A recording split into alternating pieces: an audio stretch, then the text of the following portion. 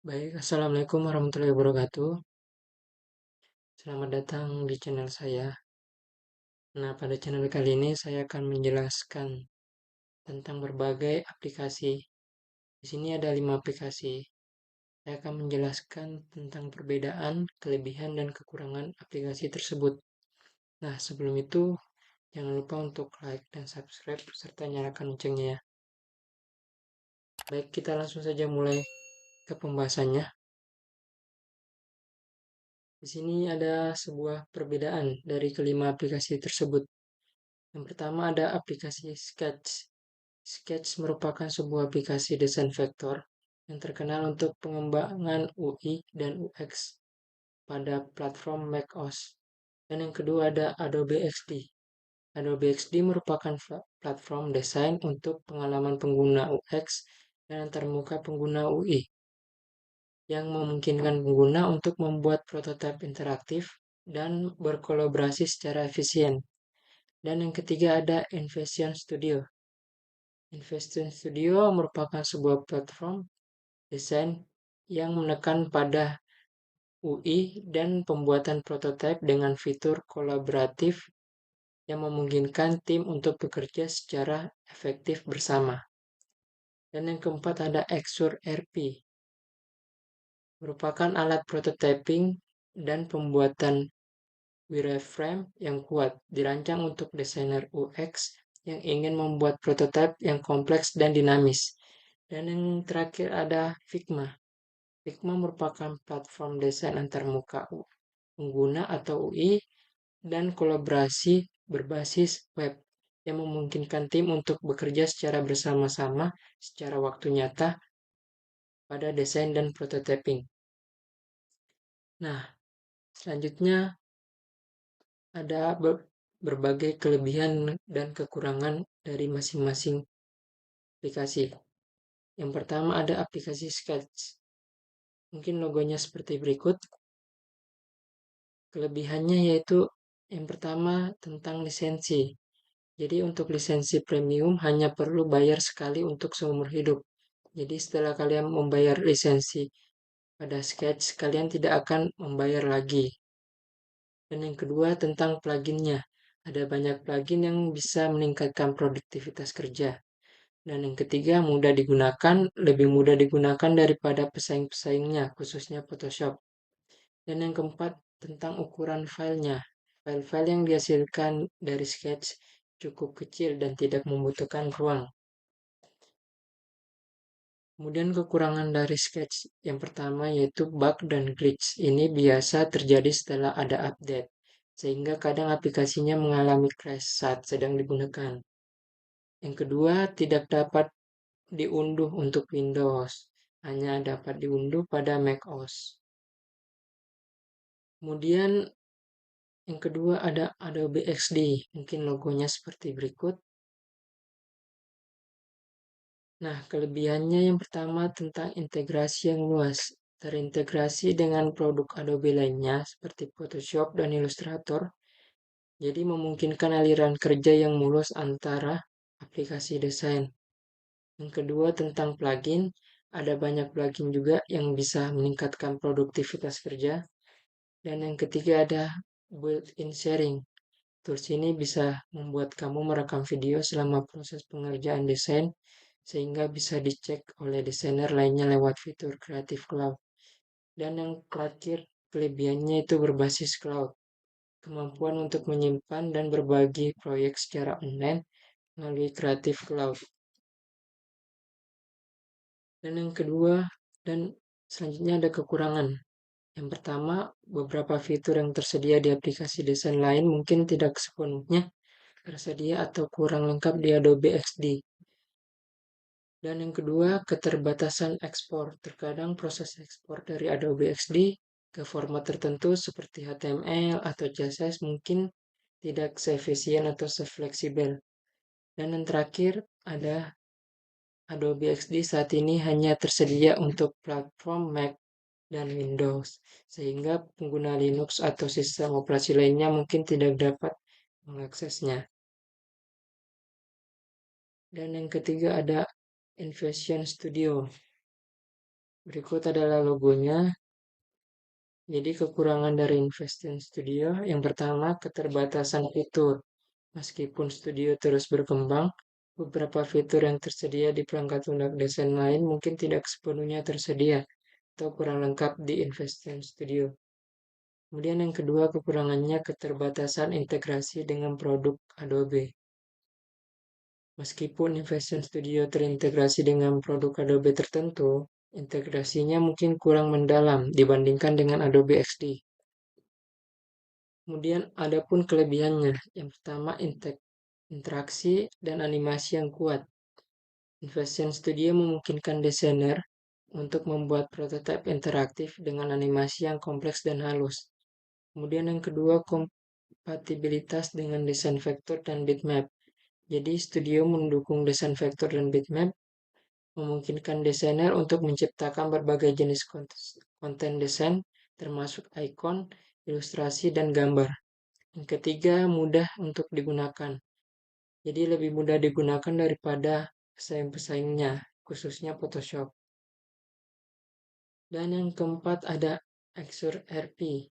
Di sini logonya Xur RP 9. Ia memiliki kelebihan sebagai berikut. Yang pertama, kolaborasi dan sharing. Memungkinkan pengguna untuk berkolaborasi secara online, berbagi prototipe dengan anggota tim, dan menerima umpan balik secara real time. Dan yang kedua, plugin. Xur RP memiliki alat prototyping yang kuat memungkinkan pengguna untuk membuat prototipe interaktif dengan tingkat kompleksitas yang tinggi.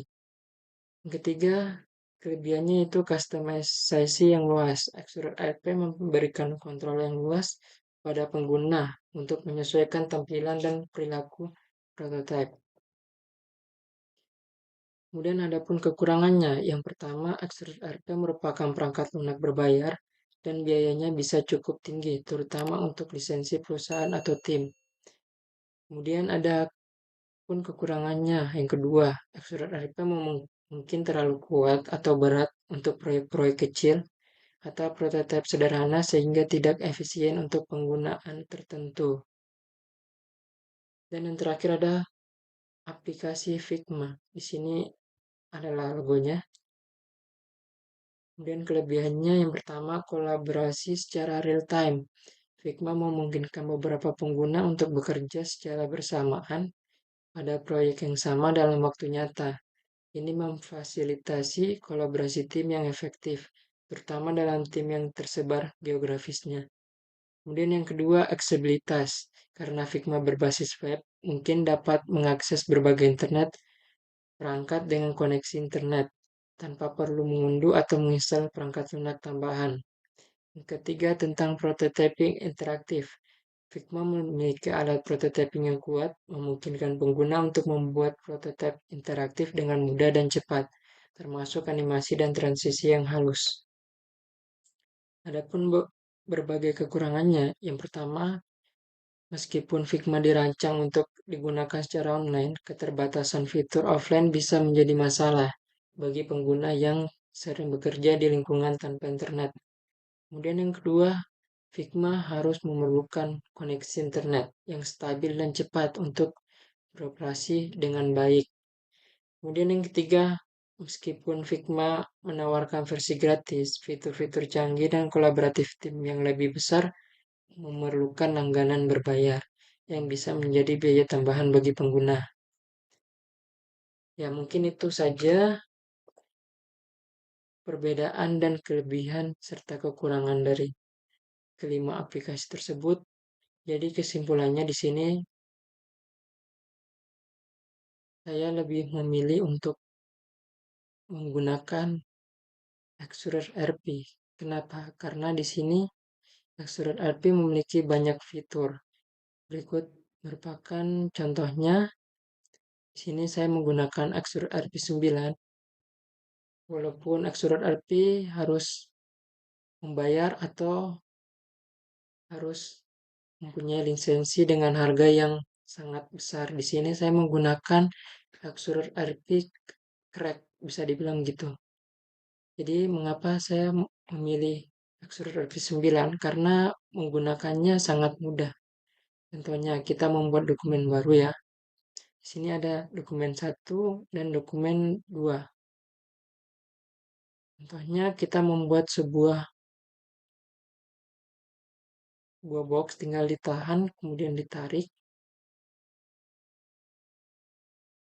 Nah, ini ya, begitu. Kita juga dapat melihat berbagai fitur yang telah disediakan seperti rectangle, flowchart, icons. Nah, di sini juga kita dapat menyesuaikan lembar kertasnya seperti lembar dokumennya seperti iPhone 8 ukurannya 375 kali 667 atau iPad. Kita contohnya saja kita menggunakan Android tablet. Nah, atau mungkin iPhone 12. Nah, di sini kita coba menggunakan Galaxy X9. Contohnya kita membuat sebuah foto ya. Kita bisa masukkan sebuah foto. Nah, ini saya mencoba contoh.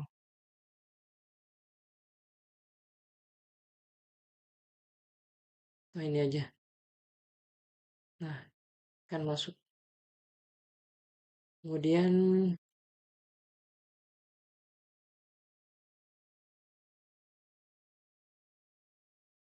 kita membuat sebuah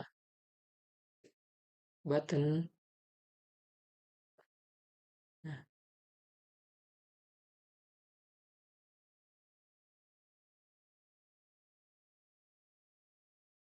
next image ini sini juga kita bisa mengganti warnanya. Contohnya warna hitam aja.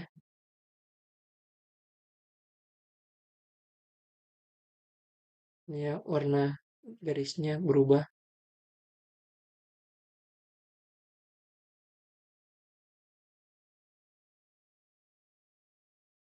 Gitu ya.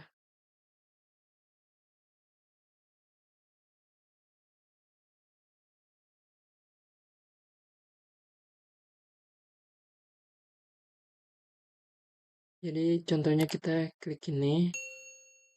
Kemudian kalau ingin mengarahkan gitu, kita tinggal menambahkan interaktif. Nah, klik tab opening pack 2. Oke, bagian pack satunya.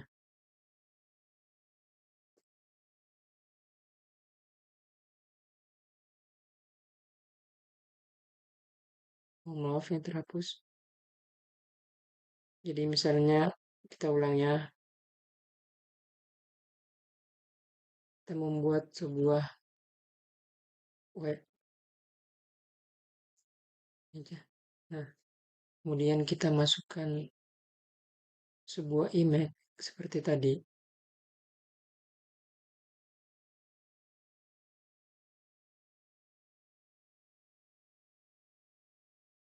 Setelah itu kalian membuat sebuah tombol. Nah, kita tulis saja next image. Nah, kemudian kalian buat lagi baru.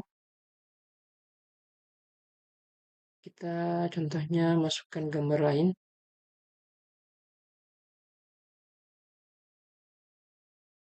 biar kelihatan berubahnya.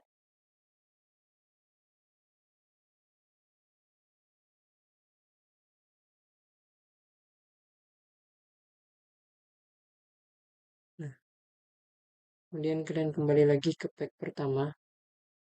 Kalian klik ini buttonnya. Kemudian interaktif. Kemudian ini. Kemudian back tool. Jadi mengapa saya pilih ini karena lebih mudah. Contohnya saat kita membuat sebuah project satu, tekan aja next, langsung akan mengganti ke pack 2. Jadi itulah alasan saya memilih Explorer RP9 karena lebih mudah digunakan. Dan tetapi mungkin aplikasinya harus mempunyai penyimpanan yang agak besar. Mungkin cukup sekian dari saya. Semoga video kali ini bermanfaat. Sekian dan terima kasih.